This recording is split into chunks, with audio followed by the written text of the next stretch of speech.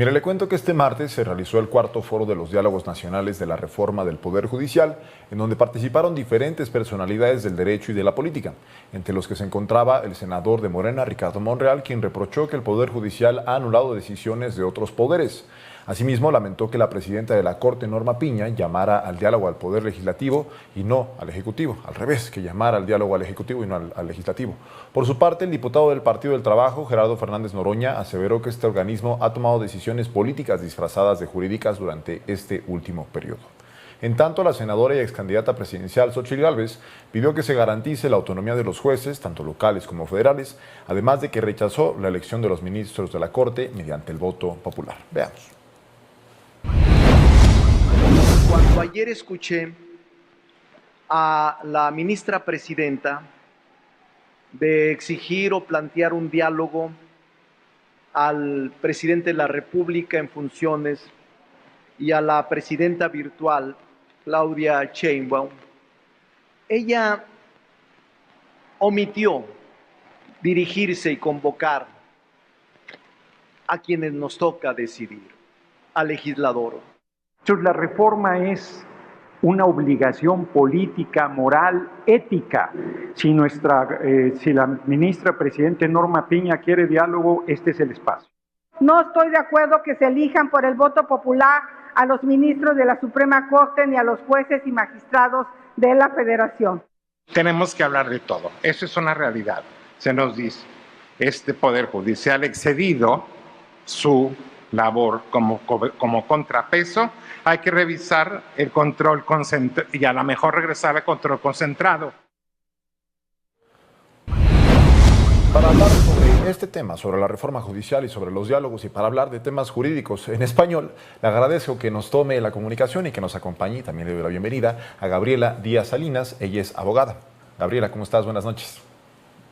Hola, muy buenas noches, Braulio, a ti y a todo tu público. ¿Qué tal? ¿Cómo estás? Bien, bien, gracias. Feliz de que nos acompañes y feliz, te lo planteé cuando hablamos de esta colaboración, que era importante que para la audiencia y para las y los ciudadanos tuviéramos personas que supieran de derecho, que sean abogadas, pero que también tengan la capacidad de traducir eso a lo que hablamos las personas de a pie y no a la jerga jurídica, que es en donde muchos y muchas nos perdemos.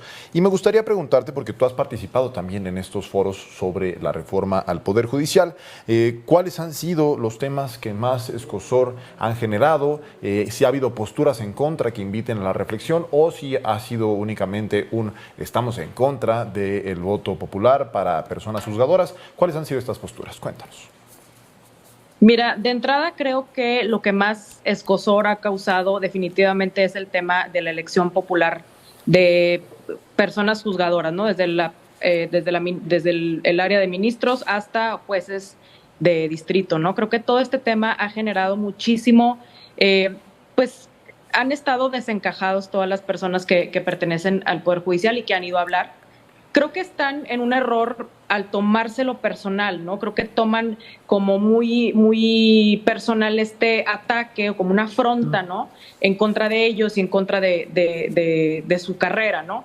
Creo que lejos de ser un tema dirigido en contra de ellos, en contra personalmente de sus carreras puntuales, de su crecimiento, es un tema de diseño institucional y es un tema de discusión de un nuevo diseño institucional en democracia. Entonces creo que todo lo que es en temas de elección popular, discusión popular, democratizar el diálogo en otros ámbitos que no sea la academia o que no sea el mundito jurídico, creo que ha sido lo que más escozor ha causado en estos foros. Este tema de democratizar también, que sea pues legible y que la gente lo pueda digerir, que pueda acceder a las sentencias y demás, ¿también ha generado escozor?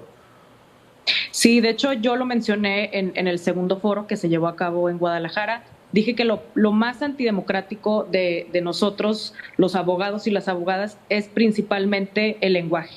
No se nos entiende nada cuando hablamos y esa es una cuestión que hace que nos separemos mucho de la realidad social. Levantamos muros para decir es que el imperio de la ley, el imperio de la ley, el imperio de la ley, pero no vemos esta parte de voluntad popular que se refleja en esta ley y en este imperio de la ley después, ¿no? La discusión ha girado mucho en torno a la división de poderes, pero desde un punto de vista restrictivo, la limitación al poder, pero desde un punto de vista de restricción, de limitar y no de encauzar al poder, de permitir que existan propuestas de acción popular que encaucen todo pues un nuevo camino, una nueva visión del Poder Judicial. Y ahora, la segunda pregunta que te hacía, ¿ha habido posturas en contra de esta reforma que sí detonan un poco la discusión o la reflexión entre quienes sí están a favor de esta reforma, o ha sido como en el Congreso un no en contra de todo? No, sí hay un porcentaje de personas que sí están de acuerdo en que debe de reformarse el Poder Judicial y que tienen algunas críticas puntuales que han permitido el diálogo. El hecho de preocuparse por los derechos de las minorías me parece que ha sido un tema bastante interesante, que sí ha abonado a diálogo democrático. El tema, por ejemplo, del nuevo mecanismo para cortar los plazos de resolución de los juzgados y de las salas, de los magistrados, etcétera. El hecho de que exista ahora un mecanismo por medio del cual se va a tener que rendir cuentas cuando un juez se pase de ese tiempo límite, digamos, eso también ha dado mucho de qué hablar, porque por otra parte hay personas juzgadoras y personal judicial que dicen, bueno, pero es que no tenemos el dinero y no tenemos los recursos suficientes para resolver en tiempo. A mí me parece que es una discusión también que se tiene que dar, porque pues que existan este tipo de indicadores va a ser el primer paso para transparentar entonces en dónde tenemos que meter más dinero, en dónde tenemos que llevar la justicia en estos lugares recónditos, en donde más tardada es la justicia, en dónde tenemos que poner la mirada. Sobre esto que mencionabas de acortar los plazos de resolución de las instancias encargadas de la Procuración de Justicia, he leído también que hay muchos retos para hacerla realidad. ¿Tú cómo lo ves? ¿Es viable en los términos en los que está planteada en la reforma, o crees que en el camino de estos diálogos se pueda fortalecer, robustecer en ese sentido para que esa propuesta no quede únicamente en letra muerta? Creo que es viable, creo que es bastante viable, pero si retomamos o redireccionamos el tema punitivo, si en lugar de hacerlo a manera punitiva y decir, bueno, es que se va a castigar y se va, le tratamos de dar como otra dirección, otro camino, de decir, se va a transparentar entonces qué tribunal, qué juzgado requiere de un poco más de recursos. Y claro que van a existir los recursos si entonces de 11 ministros vamos a tener 9, y si se van a recortar todos los salarios y en lugar de ganar $500,000 al mes, van a ganar igual que el presidente o no más que el presidente de la República. Entonces creo que es viable. Sí podría pulirse en estos términos que te digo, no presentarlo de manera punitiva, sino presentarlo como una oportunidad para que nosotros, la ciudadanía y el pueblo, conozcamos entonces cuáles son los juzgados que requieren de más apoyo de recursos. Ahora, ¿cuál consideras tú conoces esta reforma, cuál consideras que es el centro, qué es lo toral de esta reforma al Poder Judicial? Porque se ha hablado mucho del voto directo para personas juzgadoras, pero me gustaría saber si tú consideras que ahí está el centro de esta reforma o es otro. El centro es democratizar la lógica del Poder Judicial. Como ya lo había dicho en el foro, la reforma no es un fin en sí misma, es el medio para este otro fin igualmente valioso en la democracia, que es democratizar uno de sus poderes. A veces los abogados privilegiamos más el texto constitucional que otros valores en democracia, y que cuando entran en juego estos valores, los constitucionales y otros valores en democracia, siempre aparentemente buscamos que se proteja el texto constitucional. Yo creo que lo principal que está haciendo esta reforma es sacudir esto, empezar a cuestionar cosas que antes no nos cuestionábamos, que eran prácticamente dogma en el aprendizaje y en la enseñanza jurídica.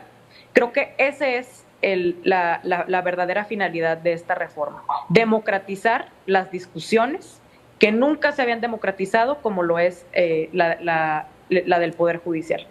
Gabriela, y para cerrar por hoy, me gustaría que nos pudieras compartir de esta reforma que ya presentó el presidente López Obrador, que es la que se está discutiendo, ¿por dónde ves que se podría robustecer? ¿Qué crees que se le podría cambiar para tratar de ampliar sus alcances o también de mejorar el acceso de la justicia de las personas? Que me parece que eso también tendría que ser lo central en esta discusión de una reforma al Poder Judicial.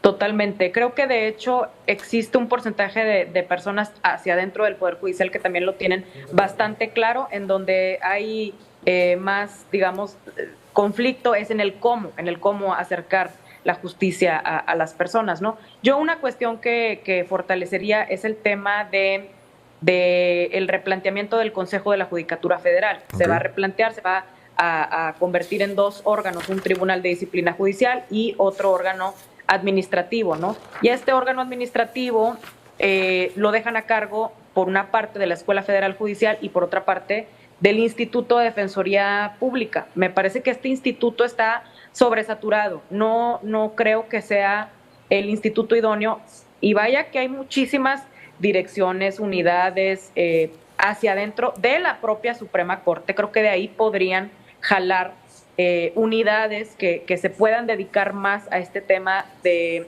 pues administración, estos temas administrativos de la impartición de justicia, ¿no? Pero creo que el haber concebido a la Defensoría Pública como los responsables de este órgano no es del todo atinado, pero bueno, es una crítica puntual y es pues es una propuesta de ajuste. Gabriela, pues te agradezco mucho que nos acompañaras y me quedé con una pregunta en el tintero, que nos ayudaras a explicar qué es la Defensoría Pública. Probablemente gente de la audiencia no sepa qué es o cómo funciona. Yo francamente no lo sé, pero me gustaría dejar esa pregunta pendiente para la siguiente vez que nos acompañes, que esperemos que sea muy pronto. Sin problema, claro que sí. Te mando un fuerte abrazo. Gracias. Igualmente, gracias, Braulio.